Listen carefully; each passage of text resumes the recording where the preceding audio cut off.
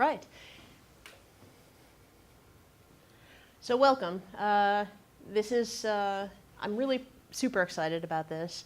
I'm going to be telling a story today about what I am calling post-growth entrepreneurship. And, well, I've been working really the last 5 years of my life on this subject. And this is actually the very first pilot that we have for this material as a whole. So, again, you guys are really the guinea pigs for today. Post-growth economists. I can say that there's a new wave of economists that are coming with new ideas. But as with anything new, it always has its origins in something older. People actually have questioned, growth. They have questioned progress for actually quite a number of centuries. And if you look at the anti-industrialists of the 19th century, they were already starting to question the direction that things were going in. Whether it was Henry David Thoreau withdrawing from society or others contemporaries of the time. The line of thought, much of what I'm presenting actually is not new. It's a lot of old ideas, and old ideas evolve over time and take new forms, contemporary forms that we can adopt. That evolved into what I would like to call the degrowth movement. So this was a movement primarily started in France. And, André Gorz was actually one of the first people to coin the term degrowth. I'm not going to attempt to pronounce this in French. I'm American, I'm sorry. But, and also this Nicholas Georgescu-Roegen, he also, with his entropy law and the economic process, was very much writing about degrowth and sort of chaos theory in the context of economics. As more time went on, the Club of Rome also published a paper called The Limits to Growth, which actually sent quite some shockwaves throughout politics. And, in more contemporary days, I would say that the term post-growth was adopted, and I would say the term was coined by Tim Jackson. And he's an economist who wrote this book called Prosperity Without Growth. I think what sprung out of that book was a whole new generation of economists that are coming with very interesting ideas, very contemporary ideas, and, in either case, it's a lot of what they've had to say has been very thought-provoking for me. There's a number of, I would say, academics, philosophers, writers, economists that have worked out some ideas, and that I want to point to as being, I would say, forerunners of the work that I've done. I've been inspired by a lot of these people. We all stand on the shoulders of our giants, and these are some of the giants that I've certainly stood on the shoulders of. Douglas Rushkoff is an economist and professor who is one of the first few people to think about post-growth business as a concept. He wrote a really excellent book, actually a number of them, including Throwing Rocks at the Google Bus. And he also has a really great paper called 12 Steps to Post-Growth Sustainable Business. And there's some great quotes here. For example, if you need to grow in order to survive, then you're not a real business. You're just a brand name on debt. Brilliant. Rutger Bregman. I'm not sure if you guys are familiar with him, fellow Dutch guy, very much into the universal basic income. He wrote a good book called Utopia for Realists. But he also wrote a really excellent article that I would recommend everybody have a look at called Why Garbage Men Should Earn More Than Bankers. And here's a small quote to give you a flavor. The bottom line is that wealth can be concentrated somewhere, but that doesn't also mean that's where it's being created. This is just as true for your former feudal landowner as it is for the current CEO of Goldman Sachs. The only difference is that bankers sometimes have a momentary lapse and imagine themselves the great creators of all this wealth. The lord who was proud to live off his peasants' labor suffered no such delusions. Anyway, read the rest of the paper. There's good stuff in here. David Graeber. Bullshit jobs. Not sure if you guys are familiar with this one already, but this is more absolute brilliance. He wrote a article in Strike magazine and eventually wrote a book expanding on it, but this will give you the flavor. If someone had designed a work regime perfectly suited to maintaining the power of finance capital, it's hard to see how they could have done a better job. Real productive workers are relentlessly squeezed and exploited. The remainder are divided between a terrorized stratum of the universally reviled, unemployed, and a larger stratum of those who are basically paid to do nothing in positions designed to make them identify with the perspectives and sensibilities of the ruling class, managers, administrators, etc., and particularly its financial avatars, but at the same time foster a simmering resentment against anyone whose work has a clear and undeniable social value. Anyway, I recommend you guys read the rest of this on your own time. Another economist from Austria who I think has done good work that I'm inspired by is Christian Felber. And he essentially did some research on what he calls the economy for the common good.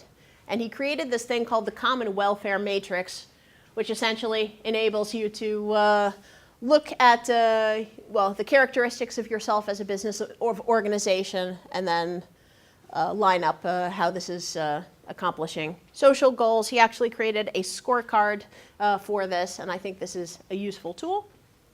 There's one more economist that I want to spend quite some time talking about, and her name is Kate Raworth.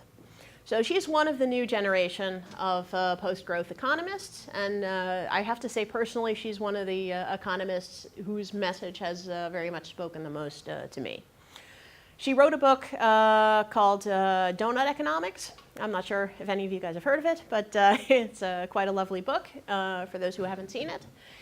But she also has a very good TED Talk. And those of you who have not yet seen her TED Talk, I would highly recommend it to all of you. And what I really love about Kate and what I really love about her message is that she makes incredibly beautiful metaphors that illustrate some very important points. And the majority of these metaphors are surrounding growth. So I'm going to repeat some of her metaphors just so you can understand essentially the starting point and the context of where I believe the whole post-growth entrepreneurship story begins. If you look at biology, if you take, for example, a tree or a dog or a child, at the very beginning of its life, it's going to grow quickly, right? Very quickly, in fact. But at a certain point, that growth starts tapering off. And then the growth flatlines, and then it stops growing and it starts thriving. If the tree at that point wants to grow any further, well, it's reached its maximum size, so it's not going to continue growing even more.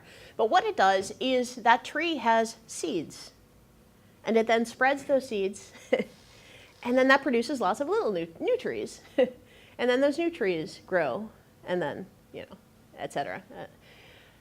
So the question is, if biology has flat growth curves, why is it any different with our businesses? Why is it any different with our economy?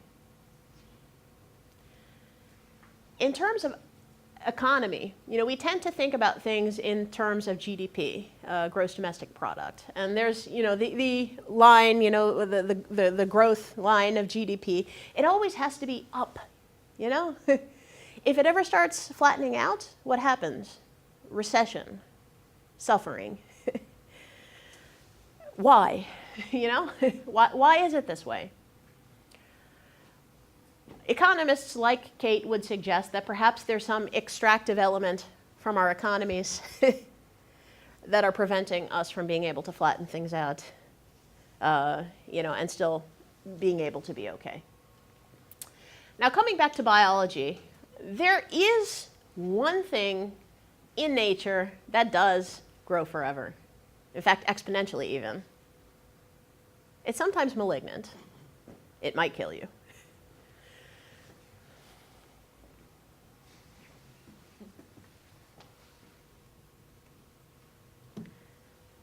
So let's talk about growth. The Silicon Valley model is super popular. And everybody knows the basics, the essentials of the Silicon Valley model. You start out with financing, usually venture capital of some kind. Could also be subsidy, could even be crowdfunding, hey. But you just start with this really big pot of money, right? And then you grow, preferably exponentially. And then at a certain point, you have your exit, right? And then the exit is usually defined as getting acquired. For example, if some other company purchases your startup or your company. It could be also, besides getting acquired, it could be a merger. It could also be an IPO. So it's a question of, are you getting one really, really big acquiring entity, or are you getting lots of little small ones, in the form of shareholders? And then once you've done that, preferably rinse and repeat. Now you're a billionaire. Congratulations, you've won the game of life. You're popular in Silicon Valley. You're in Valleywag now, and and now you can do your next business. So this is very much the culture that is coming out of Silicon Valley. And the thing is, everyone puts it up on a pedestal. Very few people actually question the logic of this Silicon Valley model. And everyone wants to be the next Silicon Valley, right? Amsterdam wants to be the Silicon Valley of Europe, and the Netherlands wants to be Silicon Valley of Europe, and Amsterdam wants to be the Silicon Valley of the Netherlands, and I'm kind of glad actually that we're not in Silicon Valley. Because we can actually have a different outlook on things. Because Silicon Valley is really dog eat dog. But what I really love about the Netherlands in particular is that we are a very social capitalistic country. We have things like universal health care, and we have quite liberal left-leaning laws, that decriminalize a lot of things, in the name of social equity. There's a lot to love, I believe, about this country, and I believe also that this has been a good place for harboring these kinds of ideas. At one point in time, I actually was talking to a chief information security officer of a large Bay Area company about some post-growth ideas, and she just couldn't get her head around why I would go to so much trouble if I'm not going to get rich from it. So the Silicon Valley model, it's not just, that exponential curve that we see in every MBA program, every incubator, and every pitch deck. It's also a culture.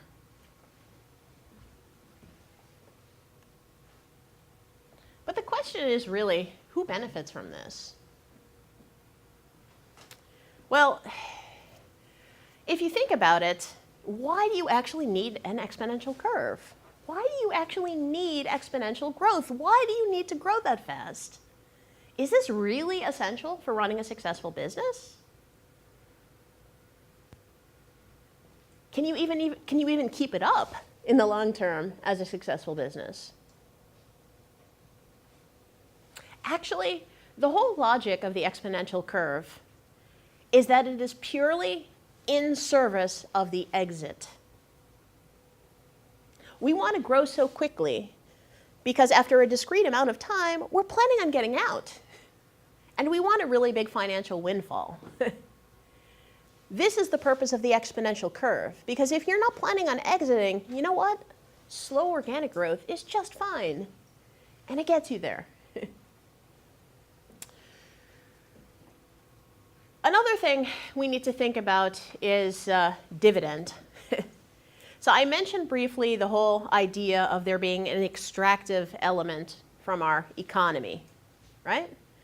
Well, that extraction tends to come in the form of dividends and exits, right?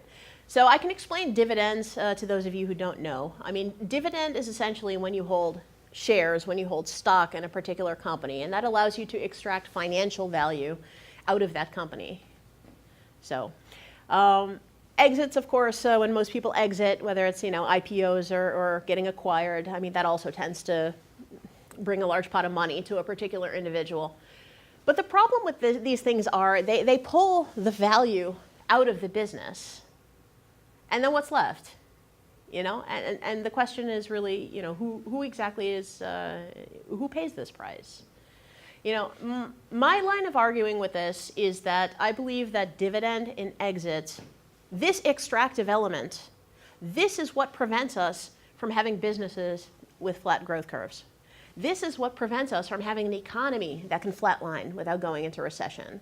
If you get rid of this extractive element, then we can just sort of flatline and exist, and it's okay, because that value isn't getting pulled out, so we can just continue on a solid course that we have. But due to this extractive element, we cannot do that right now. And I would even go as far as to say, as that dividend and the exits, this is what creates, you know, the 1%. And of course, the 99% is the rest of us. It's also an issue of control. Venture capital takes control away from founders. You know, it doesn't matter how sweet the investor is. It doesn't matter how social the investor is. It doesn't matter how impact positive the investor is. By definition, an investor wants to see a return on their investment. You know, if they weren't seeing a return on their investment, then they'd be giving you a gift, you know, or a subsidy, or maybe making you a loan. But if they're an investor, they want to see that return on investment. And even if it's a social investor, they still are going to want to see that extra zero at the end of the year on your annual results, you know, because that's the reason why they're in it, you know, for the most part. Same thing with exits. As soon as you are acquired, as soon as your company is acquired, you have lost control over your company. You now have some other larger entity telling you what to do. So you have lost your autonomy as an entrepreneur. You know, and if you want to build a company of pure, true integrity, then having commercial interests control you is not the way to do it. And what this, you know, in a way, this is almost a method of maintaining the status quo. You know, if entrepreneurs and founders, you know, if we're the upstarts, you know, that are supposed to change things, you know, then isn't it really handy to get in some venture capital and be able to control us from the earliest stages? Isn't that handy? Or let's say you build a really nice social enterprise, like, I don't know, Ben & Jerry's, you know, and great, we're a social enterprise. And then you're acquired, you know, well, they got venture capital. And at a certain point, they wound up getting an acquisition offer by Unilever. Ben & Jerry didn't even want to sell the company. But they had investors. So they had no choice. So Ben & Jerry wound up being forced by the investors to sell the company to Unilever, because that was the path of earning the most money. You know, and of course Ben & Jerry have the best intentions, you know, and you know, since then they've tried as hard as they can within being a daughter company of Unilever, you know, to maintain their social mission. But this is the problem with the getting, you know, giving away that small bit of control at the very beginning. You know, even if you don't want to sell out, you know, these investors might still force you to. And a lot of people don't realize when they're first starting things the actual consequences of the decision they're making when they want to get that extra capital infusion and make their lives easier. But with the exits, I mean, who exactly is hurt by this? Who pays the price after you exit? What actually happens with your company after you exit? What is actually remaining of your company after you exit, you know? I mean, typically, you know, sometimes it's picked apart by the company that acquires it. Sometimes it's, you know, absorbed, but then not in the best possible, most efficient possible way. You know, and oftentimes, you know, the problem with exits is it leads to really short-term thinking.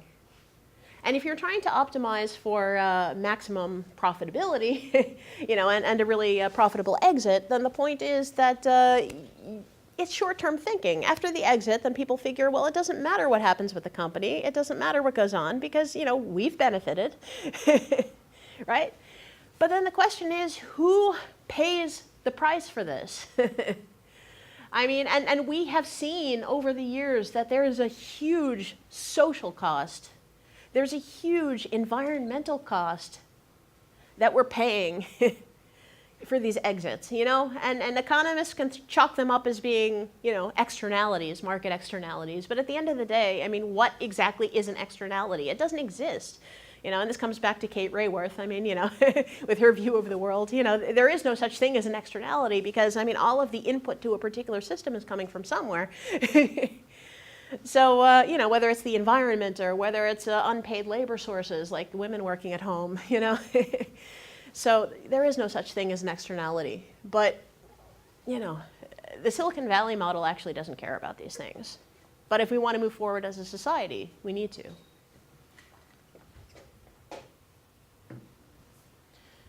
We also need to investigate what exactly does it mean to be successful in business. We've got this narrative, and we think that we know what it looks like to be successful in business, you know? Like Mark Zuckerberg, or Bill Gates, or Warren Buffett, you know? I mean, we want to be on the cover of Fortune magazine, or Inc, or Wired, or, you know, I mean, this is what we see as being the road to, you know, to business success. But the truth of the matter is this definition of success getting us where we want to be? And is this actually helping us as entrepreneurs to live our best lives? You know, if you think that getting stupidly wealthy is your best life, then go for it. You know, but I would postulate, you know, that perhaps there's more things that are important than just being idiotically wealthy, you know, and perhaps staying really close to our values, you know, is maybe even more important. You know, I think there's a whole new up-and-coming generation that believes this. So we need to really question, you know, why?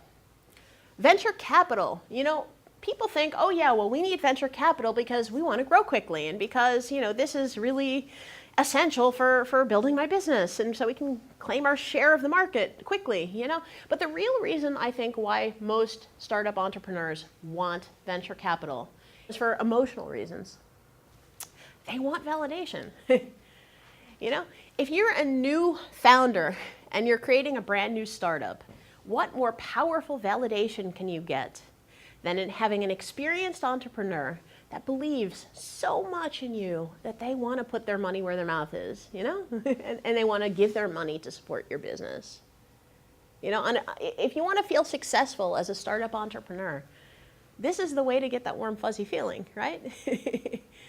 Yeah, and not only that, it's celebrated, it's validated by the whole startup ecosystem. You're constantly reading newspaper articles about, yeah, this company just got a B round of, you know, 10 million, you know, and this is celebrated, you know, as this gigantic success. But is it? What exactly is it actually that we're celebrating? Similarly, also with exits, right? You know, again, like the whole getting acquired by Unilever story, right? You know, there's also another company in the Netherlands called the Vegetarische Slager, the vegetarian butcher, and they also were recently acquired by Unilever. Yeah. And as soon as that happened, I read all these articles of congratulations, you know? And then I thought to myself, like, shit, there goes another one. What exactly is it that we're celebrating? But the problem is, for startup founders, we think this is success. We believe that once our company has been acquired, or once we've had an IPO and we've had this really big windfall, we think, wow, I made it. And a lot of startup entrepreneurs then think, well, you know, I do want to be social. I do want to help the world. But first, I'm going to make some money. And then, you know, once I have that money, then I can give it away, you know, like philanthropy. Or then maybe my second business can be something that helps the world, you know. But even with social enterprises, I mean, you know, you have a social enterprise like the vegetarian butcher. And then it's acquired. And then what? You know? And this leads us to start questioning social enterprises, of course. I'm going to get more to that in the next section. But so exits. I mean, we also want them for emotional reasons, as much as we actually want them for financial reasons. Because at the end of the day, to be a successful person in life, I mean, yeah, we need to have money. Yeah, we need to be able to pay our mortgages. Yes, we need to put food on the table. Yes, we need to be able to send our kids to college. I mean, yes, there's all kinds of concerns, daily concerns that we need to take care of. But how much money do we actually need to be happy? There's been studies on this, and I think they've said like $70,000, is the happiness average, of what you would need. We don't need to be billionaires, or multimillionaires to be happy. So then why is it that this is held up as being this standard of, oh, once I have that, then I'm okay. Then I'm secure. Then I'm finally okay with myself. So can we envision other ways to be successful in business?